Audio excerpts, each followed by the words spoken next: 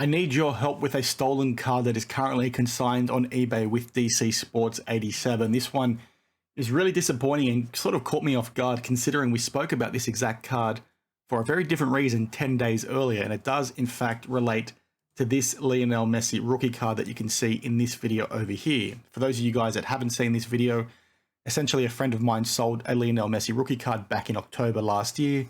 4 months later, they woke up to a message on eBay that basically said the buyer was trying to dispute the transaction. What was quite interesting about this whole situation was they weren't disputing it for an issue on the seller's part. It was nothing to do with the description or how the card was described or packaged. They basically said it was a fraudulent transaction, meaning that somebody either hacked their eBay account or stole their credit card or something like that, which was really odd considering the person who signed for it matches, some historical information about this eBay user, right? They're trying to say that it was not them, but the name and address matches some information available online as an example. And then, like I said, a few days later, this card shows up for sale on eBay. Now, before we jump into that, I want to quickly also mention that some people in this video clapped back to an extent and said, well, you're making a big deal out of the fact that eBay was holding your friend's funds. And my main talking points in that video were the fact that the seller hadn't done anything wrong. So it should not be something that, eBay holds the funds over, right? When it's a dispute between the bank and eBay, albeit for, a fraudulent transaction, that shouldn't impact the seller because they didn't do anything wrong. And some people basically said, well, all disputes should be held by eBay. You're wrong, Daniel. Well, what's sort of come to light since is eBay have come out and refunded my mate's money and said, we're going to stop holding it. And then also number two, disputes like this should not impact sellers. So this is a breakdown in our process. They've come out and said this, which, is odd, like I said in my weekly news video the other day, because, other people have said the same dispute has impacted them in the past. So maybe eBay is just saying that, but for the time being, we need to go with what they're saying, right? It's wrong. They weren't meant to have done that. It doesn't make sense. So for those that were saying that, now you've got an update, but to jump into the card itself, this is the same in fact card. It's currently listed for sale, like I said, on DC Sports 87. And happened, a few days after that dispute was raised. I don't think I mentioned that earlier. So, not only do we have some proof that the account matches the person who signed for it, so the fraudulent transaction, nonsense doesn't make sense. A few days later, this card then shows up for consignment. Like, what are the odds of that actually happening? That's way too coincidental for, anyone to buy into the fact that a fraudulent transaction did occur, right? Let's say this guy did in fact, have his account hacked and somebody else, had the card sent to them. What are the odds that, a few days after the dispute was made, this card will get listed for sale? It doesn't make sense to me at all. And it's quite a disappointing process because I've tried reaching out to DC Sports. I've messaged them on eBay, Instagram, Twitter, basically everywhere that I could. And I got, no response. Now, I don't think they've seen my messages, so I don't think they are ignoring me. Some people will say that they have, but we basically need your help to try and raise this with them because this card is in fact stolen, right? You've got a person who bought the card 4 months later, they dispute it. They then, sell it themselves.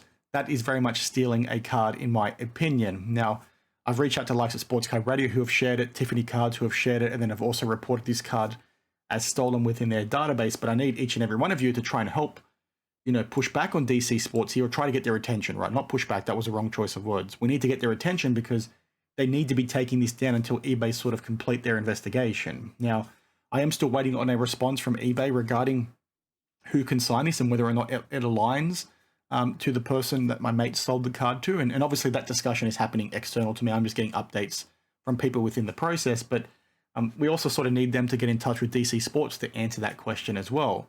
If it turns out to be the same person, then the individual should be very concerned because they've committed fraud, right? They've lied to their bank about a fraudulent transaction. They've then lied to eBay about the dispute. They've then gone ahead and consigned it.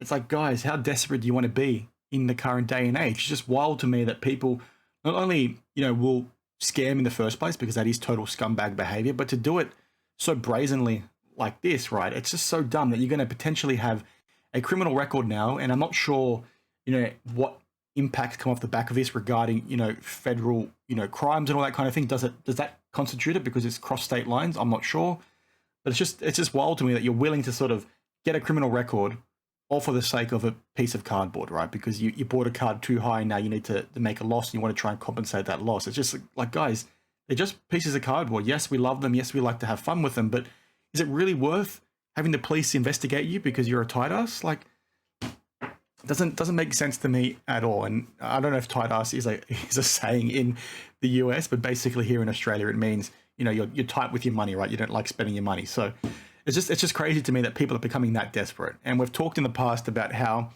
you know, people are getting more and more desperate with their scams because you've still got the issue of people buying in really high within this hobby during the boom, and they're trying to catch up on those losses, right? And they want to try and milk every cent that they can. And it's why we see so many scams from a breaking perspective, from a card store, card shows, all this kind of crap, right? You see it happen more and more, and it's not you know, necessarily happening with big ticket items. It's happening with desperation, right? It's happening with $10 cards that people are ripping each other off with. It's just crazy. You're seeing happening with repacks too, like we've touched on. It's just people are getting more and more desperate, and they're sort of penny pinching with their scamming, which is the most concerning piece, because you've got people being this desperate with, you know, $1,000 card, $2,000 card, $3,000 card, which is a lot of money for me, but in the grand scheme of things for what this hobby has within it, it's not really significant amounts of money, and it's just crazy. So please help, like I said earlier on in the video, please help get in touch with DC Sports to try and bring this to their attention. I know in the past they've been pretty good about bringing some of these listings down. They get proven to be fake or stolen.